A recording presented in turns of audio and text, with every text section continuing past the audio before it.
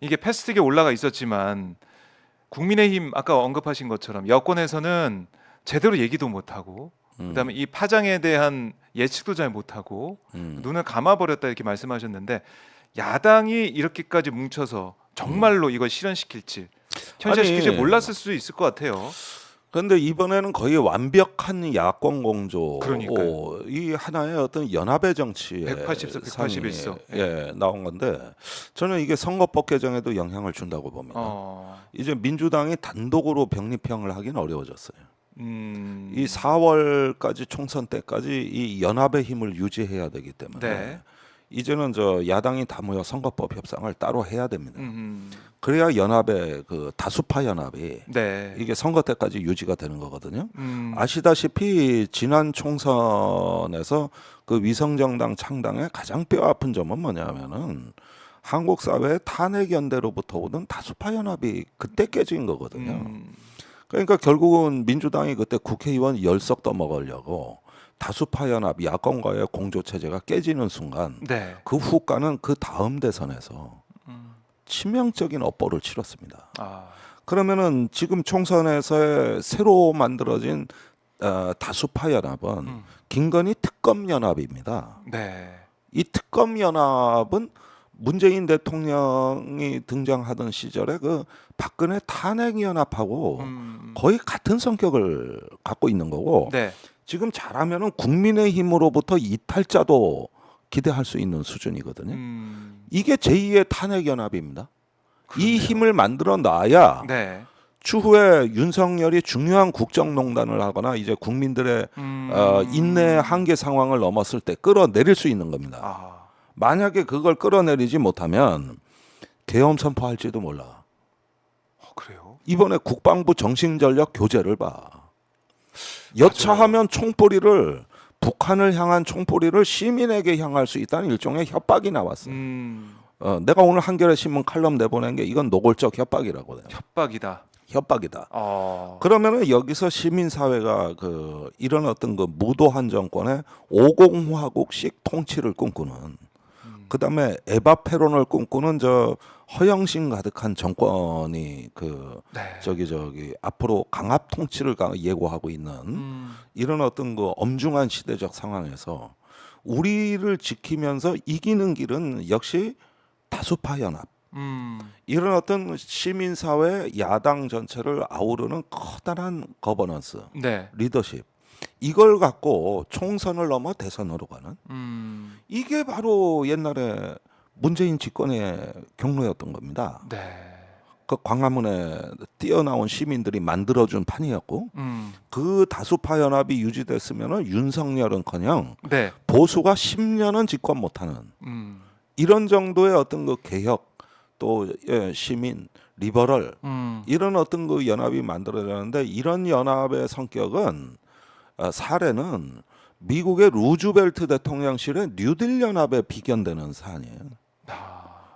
루즈벨트 대통령이 만들어준 그 뉴딜 연합이 네. 미국 민주당 60년을 먹여 살렸어.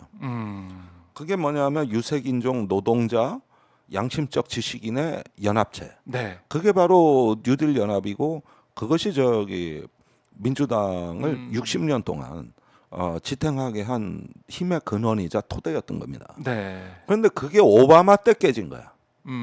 그러면서 백인 노동자들이 트럼프한테 가기 시작한 거지. 오늘날 미국 바이든이 왜 저렇게 개고생하냐? 아하. 왜 저렇게 민주당이 약해졌느냐? 예. 그 뉴딜 연합이 깨졌기 때문에. 아하.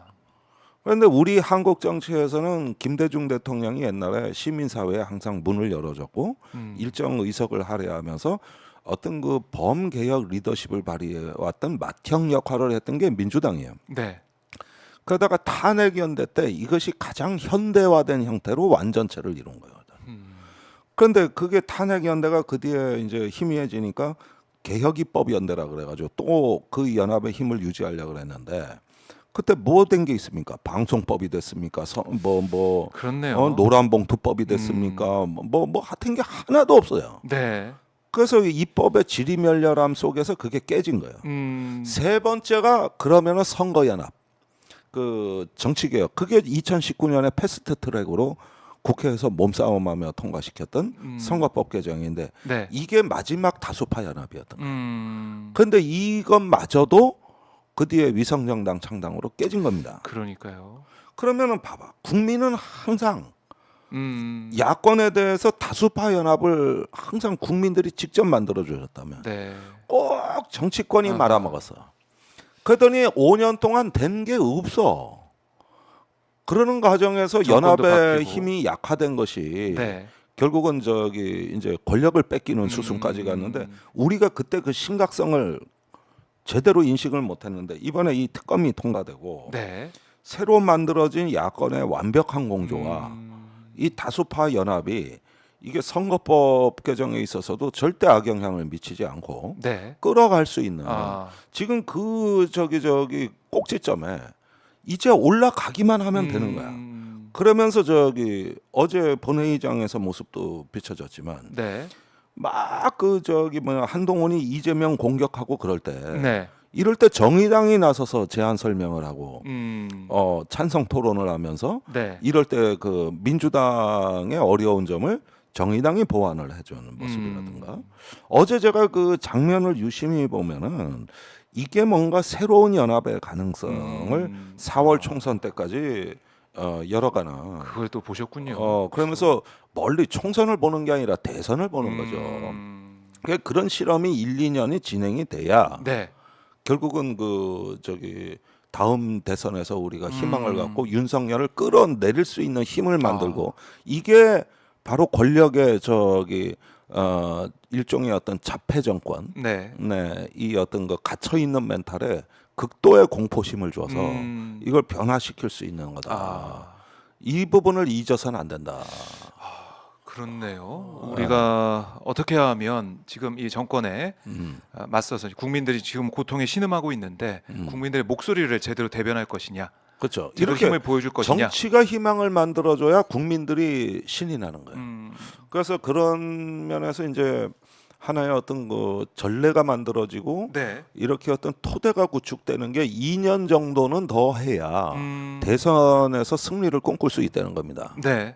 그리고 그런 어떤 그 노력이 없이 저절로 정권은 바뀌겠지. 국민들이 알아서 심판해 주시겠지. 이러면 100%죠. 아. 100%지는 거야. 그거 뭐 볼 것도 없어요. 그래요. 자, 우리 또 앞에 놓인 과제까지 말씀을 해 주셨는데 김건희 이 특검법 또 대장동 55클럽 특검법 쌍특검법이 통과가 된 이후에 우리 정치 이 과제까지 말씀해 주셨고 참 거부권은 시사를 했기 때문에 뭐 거부권을 하는 거는 기정사실화 된 거고 그 이외에 아니, 제2 자기가 자멸하겠다는데. 자멸하는 길이다. 결국 자기가 자멸하겠다는데. 이건 뭐 오히려 야당으로서는 나쁘지 않아요. 나쁘지 않다. 근데 이럴 때 네. 이 거부권 행사 이후에 그 저기 대책을 이거를 민주당뿐만 아니라 법률가과 시민사회와 함께 논의하고 소통하고 네. 이러면서 연합 정치를 여기서 꿈을 꾸면 되는데 또 국회의원 열석 욕심내다가 큰 전략적인 토대를 스스로 깨버리는 이래서 지난 대선 져놓고 네. 또 그 정치 하실 거냐? 내가 이거를 민주당에 묻는 겁니다. 우리가 이렇게 모이기도 쉽지가 않은 네. 이 정치에서 또 그러실 거냐? 그리고 집권하면은 또 입법 지지부진하고 또 개혁 미루다가 네. 또 정권 내주는 이거 또 하자는 얘기냐? 아하. 그건 이제는 안 된다는 거야. 옛날엔 광화문에 모였던 그 100만 촛불 시민이 이제는 국회 앞으로 오고 있어요. 이제는 다음 과제는 여의도 개혁입니다. 그래서 이걸 해야 한동훈 같은 저 무도한 놈을 네. 우리가 막아낼 수 있는 두터운 방화벽. 그래서 2중 3중의 그 저기 방어벽을 네. 쌓고 아. 아니 뭐 북한 미사일 날라오면 처음에 사드로 잡고 두 번째 패트리어트로 잡고 세 번째 청궁으로 잡는겨. 네.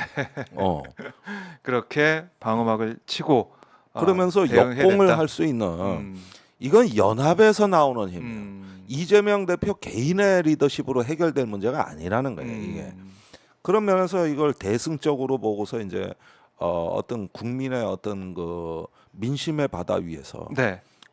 우리는 저기 뭐야 작은 돛담배 하나로 이 거센 풍랑을 헤치고 저 강을 건널 수가 없다. 서로 간에 연결돼서 건너야 된다.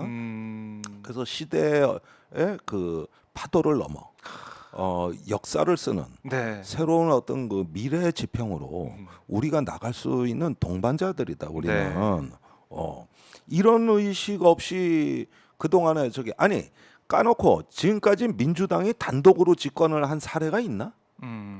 DJP 연합, 네. 노무현 정몽준 연합, 안철수 문재인 연합 이땐 네. 실패했지만 어허. 그러다가 박근혜가 탄핵되는 바람에 단독 집권이라 그러지만은 네. 그때 문재인 대통령 당선될 때 지지율이 41%예요. 맞아요. 역대 41%로 대통령 되는 건 노태우 이후로 처음이에요. 그때 36%로 노태우 소수파 대통령이었죠. 그랬죠. 또 41%도 가능했던 게 음. 범야권표였다고 80%가. 아하. 그게 집권 초 지지율 80%가 그때 야당 후보들이 얻은 그 지지율 합친 게 80%딱 그러니까 그리로 몰아준 거란 말이야. 네. 홍준표 20%. 그러니까 맞아요. 이게 20대 80의 싸움이었습니다. 네. 그러면 이 이기는 80의 싸움을 하지 왜 40%의 싸움을 하십니까? 80의 싸움을 하지? 네. 근데 김건희 특검, 최수근 상병 특검, 홍범도 장군 흉상 이상 중지. 네. 요 세 가지는 국민 70%가 지지하는 싸움이거든요. 네. 국민의힘 지지자도 그러니까요. 야당을 지지해. 예. 이 세 가지 홍범도 사안에서 장군 형상 이 문제는 특히. 요 세 가지가 그렇거든. 네. 이 세 가지가 이기는 싸움입니다.